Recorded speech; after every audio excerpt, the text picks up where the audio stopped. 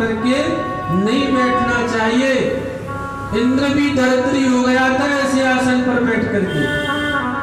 तो कभी भी जैसे भी मन लगे कथा में, रामचरित जे सुनत अघाई और रस विशेष जाना तृणाई, जिन हरि कथा सुनी नहीं काना और श्रवण रंजे भवन समाना। परमात्मा की कथा को सुनकर जो कह दे हमने बहुत सुन लिया, रोज क्या सुने, वही ठाकुर जी हैं, वही व्यास जी हैं, वही भागवत है, क्या सुन के सुनने में भी कितनी बार सुने। ऐसा जिसके मन में भाव आता है, जैसा जिसके मन में भाव आता है, वह तत्व को नहीं समझता, कथा की महिमा को नहीं समझता। जितना सुनोगे उतना सुख मिलेगा। इसलिए कहते हैं बहुर बहुर पियो, मोहर ही रसिका भाव का। कथा को बार बार सुनो, बार बार पियो। जितनी बार पिया जाए उतनी बार पियो। कथा में रस का पान करो।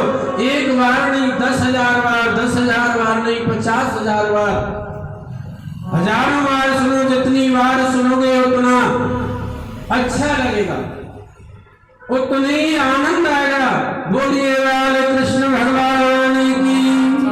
हम उसी प्रसंग पर चलते। बड़ा सुंदर स्थान है नैमिषारण्य क्षेत्र, जहाँ संतों की मंडली के मध्य में आदरणीय श्री सूत जी महाराज विराजमान है। सूत जी से ऋषियों ने महात्म के बारे में श्रवण किया और बोले महाराज, सूत जी से श्री शौनकादि ऋषि कहते हैं महाराज आप इतिहास के जानकार हो, पुराणों के ज्ञाता हो, इसलिए आपसे कुछ पूछने का मन करता है। हजारों संत बैठे हुए, हजारों संतों के बीच में 20 वर्षीय सूत जी महाराज बैठे हुए और सूत जी महाराज से एक संत खड़े हुए और उन्होंने कहा महाराज हम आपसे कुछ पूछना चाहते हैं, हमारे आप 6 प्रश्नों के उत्तर दीजिए। तो सूत जी महाराज ने कहा ठीक है महाराज, आपके कौन कौन से प्रश्न हैं, आप प्रश्न बोलिए, मैं जरूर आपके प्रश्नों का उत्तर दूंगा। पहला प्रश्न है कि मानव के लिए परम धर्म क्या है? मनुष्य के लिए परम धर्म क्या है? परिक्रमा लगाना धर्म है या प्रातः 4 बजे उठकर स्नान करना धर्म है या करोड़ों की संपत्ति कमाना धर्म है? आखिर धर्म की परिभाषा क्या है?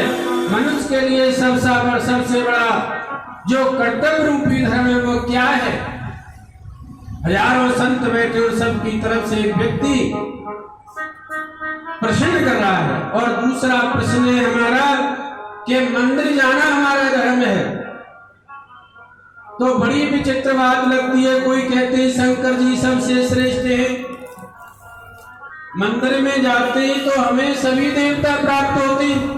शंकर जी भी मिलते हैं, गणेश जी भी मिलते हैं, ठाकुर जी भी मिलते हैं, राम जी भी मिलते हैं, माता रानी भी मिलती है। तो सबसे श्रेष्ठ क्या रहा है? तो कलयुग में और भी देवता प्रकट हो जाते हैं नए नए। कलयुग में तो नए नए मंदिर बन जाते हैं, नए नए देवता प्रकट हो जाते हैं। ऐसे ऐसे देवता प्रकट हो जाते हैं जिनके नाम भी नहीं सुने होंगे आज तक, और वो पूजने लग जाते हैं। पर हमारा मंदिर जाना क्या धर्म है? और तीसरा प्रश्न है हमारा, वेद में परमात्मा का नाम अजन्मा क्यों कहा? भागवत भगवान को वेद में कहते हैं अजन्मा, जो कभी जन्म नहीं लेता, जिसका नाम अजन्मा है। तो दशरथ का राम बेटा कैसे बना? देवकी का पुत्र कृष्ण कैसे बना? वसुदेव का पुत्र कृष्ण कैसे बना? चौथा प्रश्न हमारा है भागवत के भगवान के अवतार कितने होते? कोई कहते हैं 10 अवतार होते, कोई कहता है 24 अवतार होते। हरि अनंत है, कथा अनंत। भगवान की तो कथा भी अनंत है और भगवान के नाम ही अनंत है। और 5वां प्रश्न है वक्ता वो श्रेष्ठ नहीं जो छोटी सी बात को बड़ी बनाकर बोले, वक्ता वो उत्तम है जो बात को सूक्ष्म रूप में समझावे और सूक्ष्म रूप में बोले।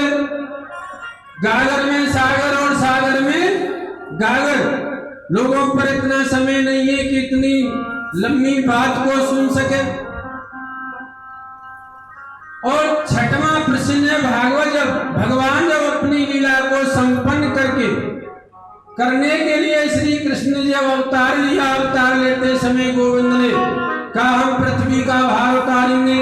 और स्वयं भगवान गीता में कहते हैं धर्म संस्थाप नार्थे संभयुगे युगे, मैं धर्म की स्थापना करने के लिए युग युग में अवतार लूंगा।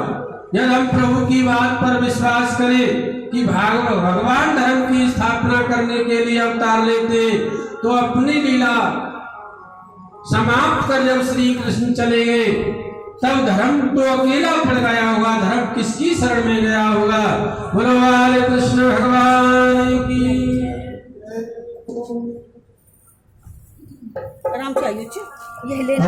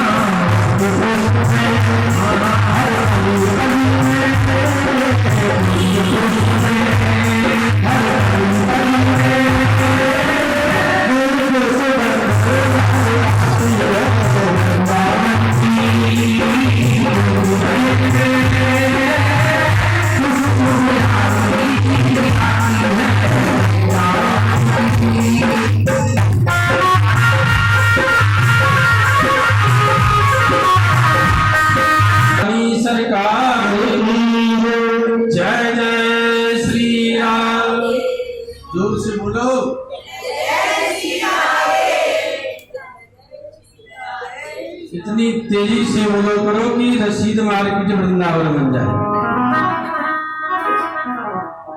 अगर रसीद मार्केट में वृंदावन बन गया तो ये समझो न्यू वृंदावन बन जाएगा।